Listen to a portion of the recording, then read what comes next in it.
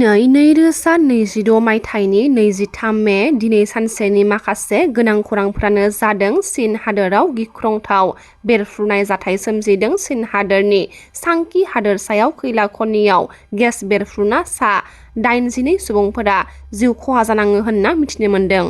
सारअन्थाइ गावनायजों सासे सुबुंनि जिउ खहा जानांदों। गसाइगावनि चन्द्रपुर गामियाव सारअन्थाइ गावनायाव सासे सुबुं थैनायजों लोगोसे मासे मोसौबो थैदों होनना खौरां मोननाय जादों।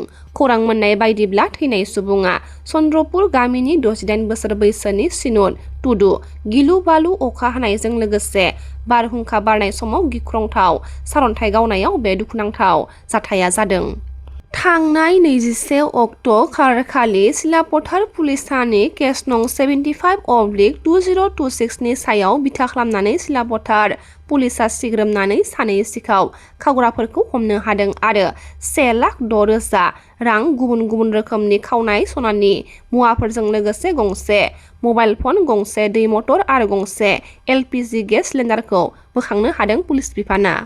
तामुलपुरनि भुटान सिमायाव हाग्रानि मैदेरनि गाग्लोबनायाव सासे लाइमोननि जिउ खहा जानांदों। हाग्रानि मैदेरनि गाग्लोबनायाव 27 बोसोर बैसोनि रिजय डेनि जिउ गोमादों। तामुलपुरनि काउलिनि पुब चन्द्रनगराव बे दुखुनांथाव जाथाया सोमजिदों। लोगोसेनो हाग्रानि मैदेरा ओनसोलनि गोबां न'खौबो सिफायदों होनना खौरां मोननाय जादों। जाथाय जायगायाव हाग्रा बिफाननि मावथि आरो कुमारिकाटा पुलिस बिफाना सौहैयो।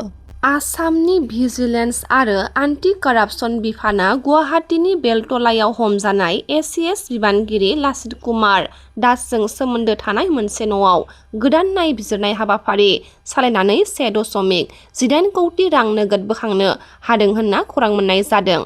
हा रिकर्डनि उफ्रा बिथोनगिरि महरै खामानि मावबाय थानाय दासखौ हा फाननाय गनायथिनि थाखाय नो अबजेक्सन सार्टिफिकेट NOC होनायजों लोब्बा थानाय 45,000 रां घुस लानायनि अजदाव सिगां मोनसे ट्रेप अपारेशनाव हमदोंमोन।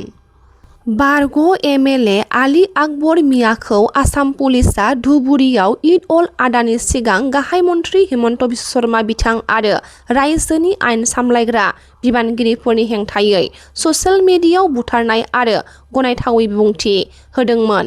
खौरां मोननाय बायदिब्ला सुक्रुबार हरनि समाव बे सिमना ओनसोलाव आयेन बिथोननि थासारि गाज्रि जानो हागौ होनना सन्देह खालामनानै गोबां पुलिस दोलोआ बिथांनि न'खौ बेंखननो हमदोंमोन। उनाव पुलिस बिफाना न' सिङाव हाबनानै ओनसोलखौ रैखा खालामनायनि उनाव बारग' MLAखौ हमनानै लांदों होनना खौरां मोननाय जादों। गुवाहाटीनिफ्राय माजुलिसिम थांबाय थानाय यात्रा मुंनि मोनसे हरनि बासआ लखिमपुरनि नबैसायाव गोब्राब जाब्रबथायजों मोगा-मोगि जादों होनना खौरां मोननाय जादों।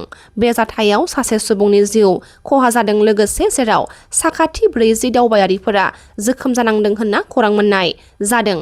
फाहामथायनि थाखाय साखाथिनि देहा फाहामसालियाव दैथायहरनाय जादों। थैनाय सुबुंखौ दिपज्योति बरा होननानै सिनायथि होनाय जादों। आसामनि गाहाय मन्थ्रि डक्टर हिमन्त बिश्व शर्मा बिथाङा फोरमायथिदों रायजो सोरखारा मोसौ खावनाय आरो फालांगि खालामनायनि हेंथायै गोख्रों नायबिजिरनायखौ बांहोदों।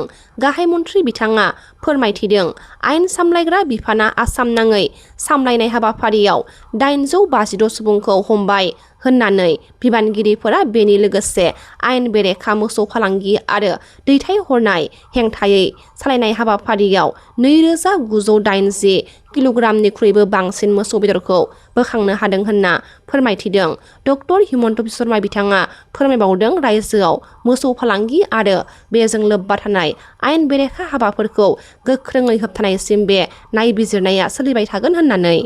BPF हानजानि लाइमोन दैदेनगिरि रिन्जय बर' बिथाङा माखासे बाथ्राखौ फोरमायथिदों। टेट उथ्रिसारनाय बिजाथिफोरा माब्ला मोनगोन साख्रि आरो BTC सोरखारा माब्ला होगोन फोरोंगिरिनि थिसनथाइखौ बेनि सोमोन्दै BPFनि लाइमोन दैदेनगिरि रिन्जय बर' बिथाङा समाजारि बिजोंनि गेजेरजों माखासे बाथ्राखौ फोरमायथिदों। Hello good morning. टेट टिचारनि एपइन्टमेन्टखौ लानानै गोबां मानसियानो मेसेज हरगासिनो दङ। जोंना दाखालि बावै स्क्रिनिं कमिटिनि मिटिं जालांबाय आरो जेसेबां थाब हायो टेट LP आरो UPनि मेरिट लिस्टखौ होनो थाखाय सावरायलायनाय जाबाय। टेट টিচাৰৰ বিষয়ে বহুতে মোক মেছেজ কৰি আছে।